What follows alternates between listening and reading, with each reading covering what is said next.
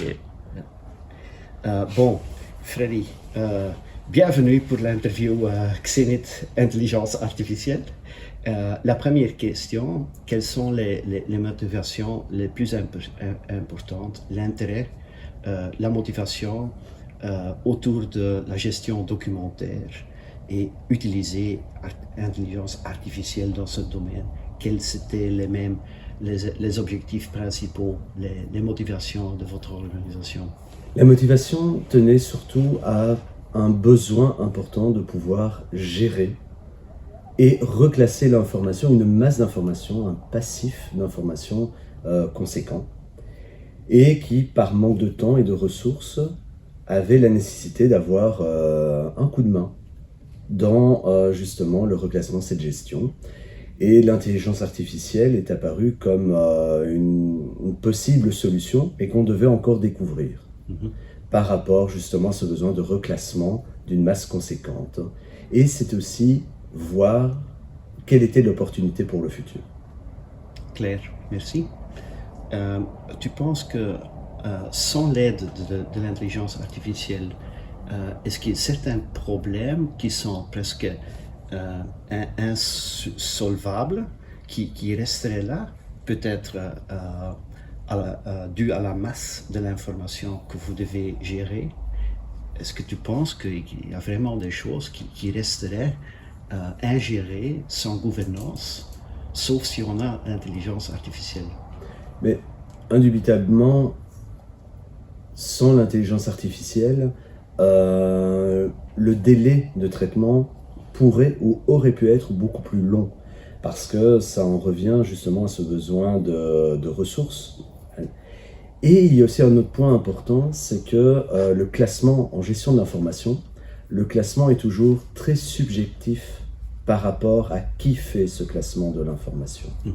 L'intelligence artificielle nous offre la possibilité de retirer cette part de subjectivité d'un classeur et sur des mesures très concrètes, presque mathématiques, dire, ben bien voilà, sur tel critère, nous reclassons. Ouais. Et donc, c'est aussi un gain de temps plus objectif. Tout à fait, je comprends. Est-ce que tu penses, est-ce que tu as quelques exemples de problèmes actuels où tu pourrais ou tu voudrais appliquer l'intelligence artificielle à classer les documents? On a quelques cas, bien sûr, déjà traités ensemble. En général, tu as encore d'autres où tu vois un potentiel? Tout à fait.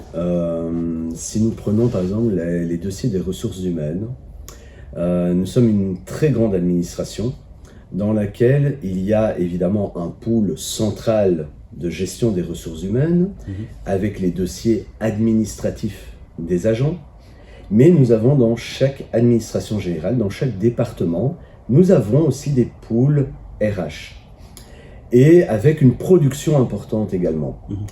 Le résultat, c'est qu'évidemment, il y a une masse conséquente de documents parfois semblables ou différents qui apparaissent et qui sont produites. Et évidemment, une solution telle que l'intelligence artificielle pourrait aider à gérer un petit peu plus facilement et peut-être aussi éliminer tout ce qui est doublon, parce qu'il y a énormément de doublons, évidemment, afin de pouvoir évidemment rassembler, centraliser cette information qui doit être centrale.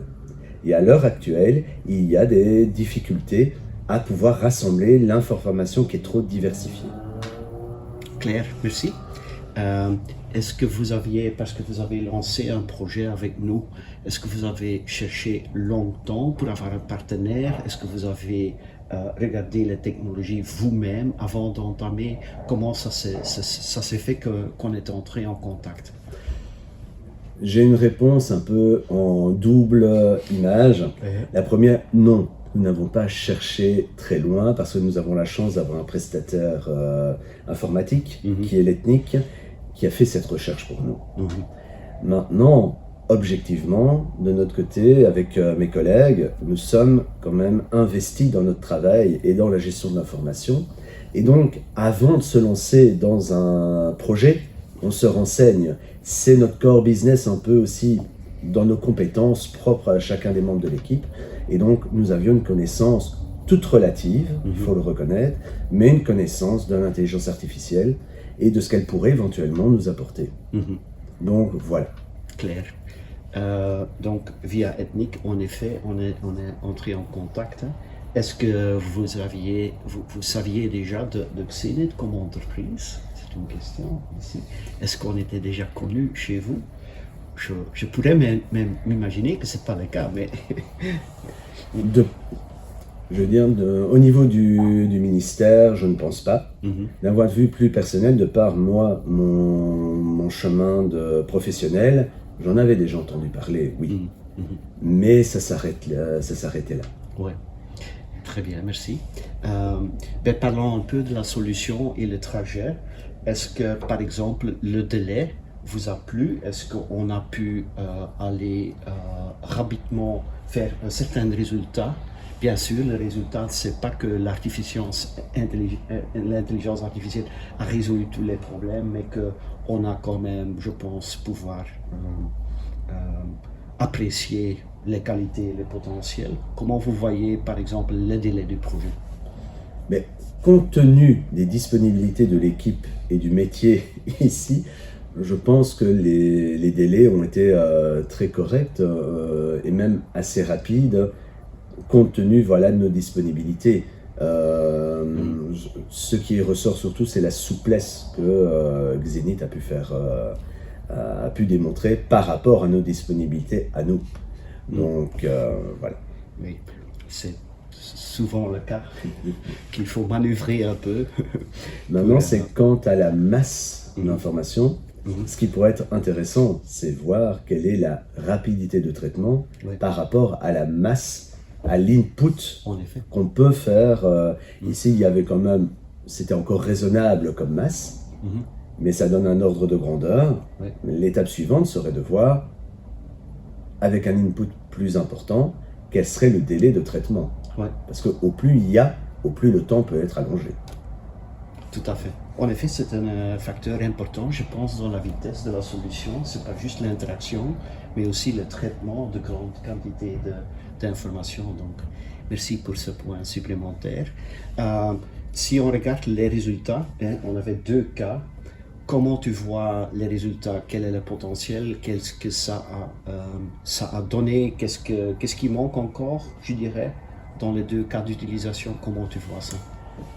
Je ne parlerai pas de manque, mais plutôt d'enseignement. En fait, l'avantage d'avoir eu 2 cas, et ce n'était pas prévu au départ, l'avantage d'avoir 2 cas, c'est qu'on a eu justement 2 résultats sensiblement différents et qui ont été riches d'enseignement, dans le sens où on a pu voir dans le premier cas abordé, où il y a un besoin de préparation peut-être bien plus important en amont. L'enseignement, c'est se dire, l'intelligence artificielle est intelligente, mais on ne peut pas nécessairement tout lui confier. Il y a une préparation et peut-être une meilleure définition de l'attente, du besoin, afin de pouvoir avoir un résultat qui correspond à ce besoin. Il se peut que dans le premier cas, l'expression de besoin n'ait pas été suffisamment affinée. Et donc le résultat, sans être décevant, le résultat fait apparaître qu'on risque d'avoir trop de bruit si on ne cadre pas suffisamment la masse d'informations, ce qui peut être paradoxal. L'intelligence artificielle est censée mettre de l'ordre, mais on se rend compte qu'il faut quand même encore une intervention derrière afin de pouvoir préparer au mieux.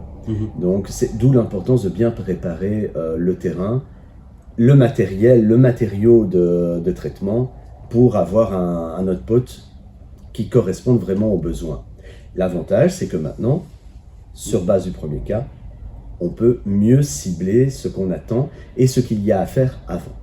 Par contre, dans le deuxième cas, ça montre là aussi la puissance de l'intelligence artificielle, parce que je dirais ça a même été un peu au-delà de l'attente, parce qu'il y a eu un reclassement qui était beaucoup plus fin que le minima demandé. Donc, parce que, je vais dire, ici, le machine learning qui est derrière, a vu des éléments auxquels on n'aurait pas pensé et qui pourront, d'une manière très pertinente, être utilisés dans le cas traité, mais aussi dans des potentiels autres sujets de développement. Oui, ça c'est très intéressant parce que je pense qu'il y a une partie de support en découverte de cette structure qui vient en plus. Hein. Ouais. Très bien. Comment l'environnement, l'équipe, vous deux, vous êtes quand même passionnés de l'information et de cette problématique. Est-ce que le reste de l'organisation a, dans un certain sens, a eu plus de sens de potentiel? Il y a peut-être aussi un peu de résistance ou disons un certain scepticisme envers le potentiel de la technologie. Comment tu vois que le ministère ou les équipes autour de toi perçoivent le potentiel de la technologie? Le ministère est un peu une pierre brute composée d'un potentiel énorme. Il y a de l'intérêt, il y a de la curiosité au sein de notre administration. Maintenant, je nous vois plus, nous, en train d'un petit peu découper le chemin sur cette pierre, justement, dans la mesure où il y a encore, oui, il y a du scepticisme, il y a un peu trop d'enthousiasme, un peu trop enthousiasme innovant, mais qui en oublie peut-être le minimum de sécurité aussi derrière. Il y a la résistance, évidemment, mais notre ministère est dans une démarche justement des nouvelles façons de travailler et j'oserais presque dire des nouvelles façons de penser. Et par-delà, il y a une ouverture, mais de nouveau, c'est une nouveauté, ce sont des nouveaux outils. Et alors quand je dis « nous », c'est notre équipe avec laquelle nous travaillons là maintenant, mais les autres équipes du ministère, c'est nos équipes qui auront cette mission, qui est peut-être un mot très fort, mais cette mission d'encadrer, d'éclairer et surtout baliser le chemin vers justement le déploiement de nouveaux outils tels que l'intelligence artificielle, pour éviter de se positionner en mode victime, non pas être un acteur, encore moins un spectateur, mais écrire nous-mêmes le scénario de la gestion de cette information au moyen des nouveaux outils. Et si on devient les scénaristes, bien, on pourra en tirer le meilleur. Merci, très clair. Est-ce que tu peux nous parler un petit peu plus? On avait deux cas qu'on a essayé de résoudre. Le premier, je pense qu'on a eu des résultats beaucoup plus concrets déjà. Le deuxième a été exploration. Est-ce que tu peux nous parler un petit peu plus du premier cas et ce qui manquerait peut-être encore à vraiment mettre en production, que ça devienne une aide automatisée, si tu peux. Oui, tout à fait. Donc, si on reprend le cas notamment, le premier cas où les résultats ont même été un petit peu au-delà des attentes, c'était une masse importante d'informations nous provenant des cabinets ministériels. Ce sont les actes et notifications du gouvernement. Donc, c'est-à-dire chaque semaine, le gouvernement émet des points, travaille sur des points. Ça peut aller de 10 points à 100 points par séance et qui génère évidemment à chaque fois un document, un résumé de ce point, avec les décisions prises. Et nous avons ça pour chaque jour du gouvernement sur une année courante. Et nous avions cette masse depuis 1999 jusqu'à 2009. Ce qui voulait dire un peu plus de 12 000 documents qui étaient là et qui avaient été scannés sans reconnaissance optique de caractère nécessairement et qui étaient en PDF. Et nous n'avions que quelques informations dans une base de données à côté. Oui.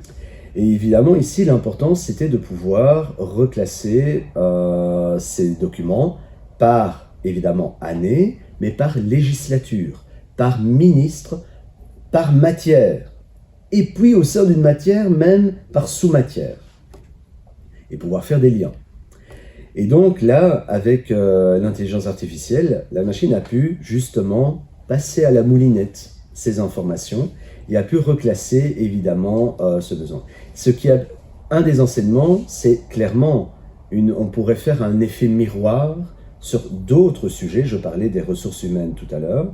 Eh bien, ce type de travail pourrait être mis tel quel parce que c'est vraiment le même cas de figure. Une matière différente, mais les mêmes éléments d'entrée. Et donc, là, ça nous a permis de reclasser très facilement et de faire le lien avec aussi, parce que nous sommes dans une gestion hybride. On parle de l'environnement électronique, mais nous avons une gestion papier. Ce qui va nous permettre de faire le lien entre la gestion électronique et papier pour finalement offrir à notre client, ce sont les agents du ministère, nos clients, de pouvoir leur fournir une information complète. Maintenant, le second point, qui tenait plus à la réorganisation, ou bien plutôt au traitement d'une arborescence d'un service, une arborescence qui devait être changée, avec évidemment une arborescence qui n'a pas été réfléchie nécessairement, qui a commencé à être réfléchie, mais qui après a subi les différentes personnes qui l'ont utilisée, et donc avec des documents posés, on peut dire posés plutôt que classés, de ci, de là. Et évidemment, ici, la matière a été donnée sans nécessairement avoir été préparée à l'avance, ou peut-être défini des termes. Mais ça, on ne le savait pas. C'est pas par erreur, c'est juste par méconnaissance.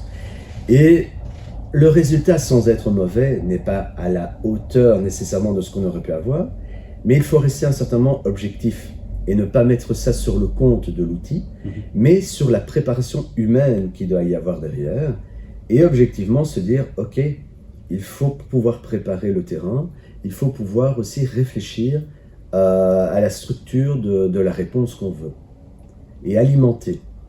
Et alors là, on repart du principe qu'on est sur une machine learning qui doit apprendre, mais pour que la machine apprenne, il faut qu'on lui apporte de l'input. Et là, ce qui ressort, c'est sur des cas, parce qu'on a des cas qui ressembleront à celui-là, eh bien, il faudra absolument le préparer. Donc on sait qu'en fonction des deux cas de figure, du type d'input, il faudra adapter une stratégie adéquate. Très clair et assez complète. J'avais une question sur le ECM actuel que tu utilises, la gestion documentaire. Est-ce que tu as le sentiment que tous les éléments sont dedans pour imposer une certaine gouvernance, une structure, une logique? Tu as assez de moyens, de concepts dedans. Est-ce que vous utilisez bien sûr une arborescence, hein? Il y a aussi le type de document avec les métadonnées. Il y a aussi des moyens à associer des documents, à catégoriser des documents. Est-ce que tu penses qu'il y a déjà une utilisation optimale de cet outil, ou est-ce que tu avais encore des besoins, des désirs autour, parce que c'est une bonne base de classement? Alors, de nouveau, et je vais dire quelque chose pour moi qui est important et qui est ma ligne de conduite par rapport à l'ECM, qui est Alfresco, notre GED Alfresco, c'est que ça reste avant toute chose un outil. L'objectif n'est pas de mettre l'outil en place, de mettre un outil en place, peu nous importe finalement de mettre un outil en place. Nous, ce qui nous importe, c'est de fournir à nos utilisateurs, ou à chacun des agents, des 6300 agents du ministère, un outil qui lui permet de travailler au quotidien, qui lui permet d'accéder à ces documents, quel que soit le moment, quel que soit le lieu, quel que soit le besoin. Ça peut être tantôt un besoin de collaboration, tantôt un besoin d'information, tantôt un besoin de validation. Et pour cela, on a besoin d'outils. Et parmi ces outils qui sont pour nous, et c'est un de nos outils phares, c'est la mise en place de la gestion électronique des documents. Partant de là, en ramenant la GED en tant que simple outil, c'est une excellente base, effectivement, parce qu'on peut déjà réduire la quantité, on peut réduire les doublons, on peut réduire les partages intempestifs, réduire les charges de mail et tout ça, parce que nous sommes dans un outil qui nous permet de centraliser l'information. Donc par-delà, si on peut centraliser l'information, on peut la gérer. Si on peut la gérer, on peut la classer. Si on peut la classer, on peut la maîtriser. Et donc si on la maîtrise, là, ça permet d'aller plus à même dans cette gestion pertinente de notre information et au final répondre aussi à notre principal objectif, répondre aux citoyens qui est dans la rue. Parce que les missions, ce sont des missions personnalisables du ministère. On a besoin de pouvoir répondre aux citoyens. Ouais. Là, c'est la vue aseptisée et fabuleuse à laquelle on devrait... C'est notre vision. Maintenant, dans la réalité, l'outil est là, il a énormément de potentiel, mais non, il n'est pas encore suffisamment... C'est pas l'outil qui est pas encore au point, non. Je pense que c'est les utilisateurs. Nous-mêmes, en tant qu'équipe, nous ne sommes pas encore totalement au point. On a encore une marge d'évolution, et heureusement, on a une marge d'évolution pour avancer, mais il y a un énorme travail d'accompagnement, un énorme travail de changement qui est derrière, qui va pouvoir, évidemment, parce qu'il ne suffit pas de dire à un agent, à un collaborateur, utilise l'outil de ECM qui est à ta disposition. D'abord, c'est de dire, est-ce que tu comprends l'outil? Si tu le comprends, est-ce que tu sais comment l'utiliser? Si tu sais comment l'utiliser, l'utilises-tu? Et c'est ça qui est important. Et donc, il y a encore un énorme travail, parce que derrière, et on en revient au nerf de la guerre, les ressources. On a besoin d'un long travail de prosélytisme, un long travail, on prend notre bâton de pèlerin pour aller informer les gens, parce qu'il ne suffit pas de les convaincre d'utiliser, il faut leur donner envie d'utiliser l'outil correctement. Donc il y a encore beaucoup de travail à faire, mais la GED, en l'occurrence, quelle que soit finalement la solution, la marque de la GED utilisée, ça permet, oui, de centraliser, de mettre un cadre structurant et concret, plutôt que de dire faites ceci ou faites cela. Il y a un cadre, mais de nouveau, c'est à nous d'alimenter, d'expliquer et de sensibiliser. Très clair.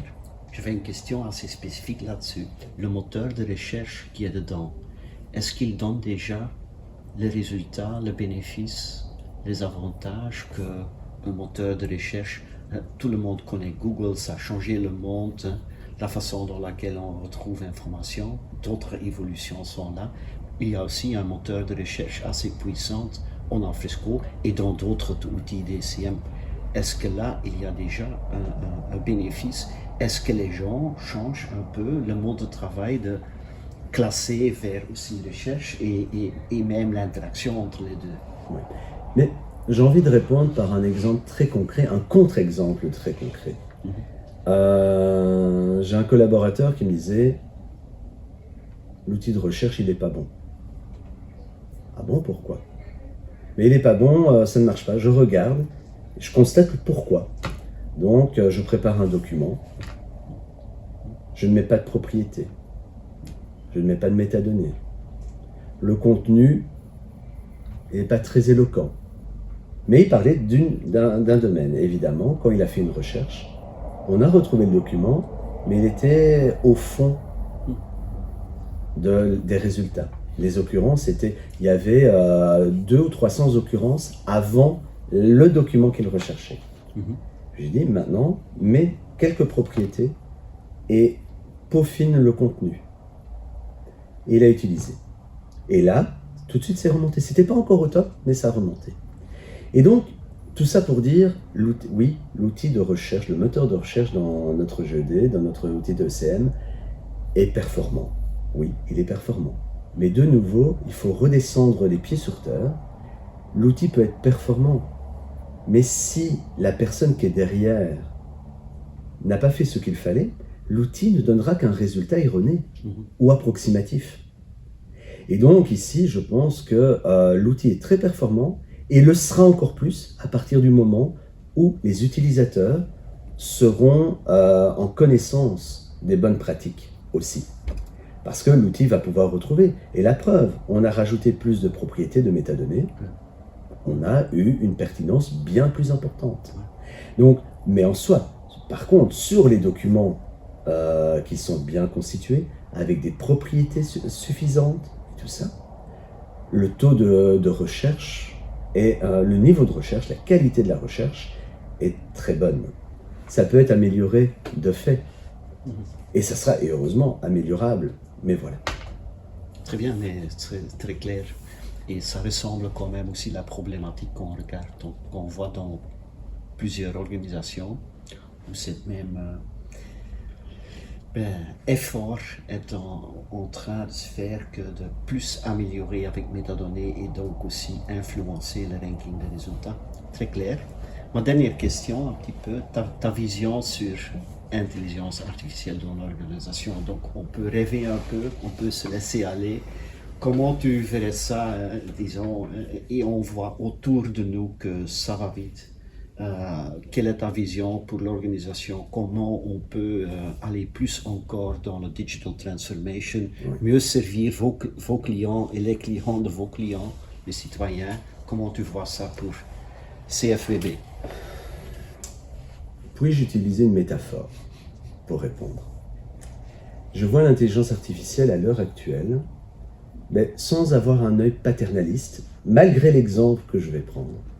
Pour moi, l'intelligence artificielle, c'est un enfant pour l'instant. C'est un enfant qu'on prend par la main. Et on le prend par la main, et notre rôle de parent, voilà, moi, mon rôle de parent, c'est pas de dire fais ça, fais ça, fais ça, parce que mon enfant qui est l'intelligence artificielle, va finalement que répliquer ce que je lui aurais appris. Par contre, j'ai envie en tant que parent de le prendre par la main, oui, mais lui faire réfléchir, lui apprendre pourquoi tu dois prendre telle décision, pourquoi fais-tu tel choix, pourquoi empruntes-tu tel chemin.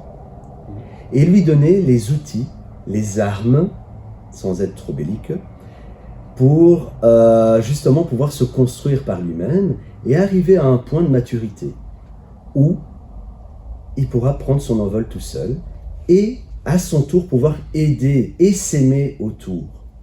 Et en fait, l'intelligence artificielle, pour moi, c'est comme une pierre qu'on jette dans un étang. Si on jette une seule pierre dans un étang, l'onde va grandir, mais à un certain moment, elle s'arrête. Et on ne touchera peut-être pas l'entièreté de l'étang. Mais si tous les utilisateurs on les accompagne à utiliser l'intelligence artificielle correctement au sein de notre administration, ce ne sera pas une pierre qu'on lancera dans un étang, ce sera plusieurs. Et là, c'est un principe physique. Plusieurs ondes de choc qui se touchent en créent plus qu'une seule, et l'entièreté de l'étang sera touchée par l'onde. Et dès lors, je pense qu'ici, si on arrive à faire ça, on pourra éduquer à la fois les outils, mais aussi les utilisateurs, et leur donner aussi envie, sans être trop, je vais assumer cette part d'imagination qui est importante. J'imagine, j'espère, avec une imagination débordante, qu'à terme, les utilisateurs pourront utiliser non pas l'intelligence pour remplacer leur façon de travailler, mais pour accompagner leur façon d'accomplir leurs activités. Et là, on en tirera le mieux. Excellente. Tu ferais un très bon avocat de l'intelligence artificielle, je pense. Aussi bien dans le CFEB que plus en général. Je dis juste ce que je pense. Fantastique. Merci. Avec Grand plaisir. merci. Je pense qu'on a couvert. J'ai improvisé un petit peu dans les questions.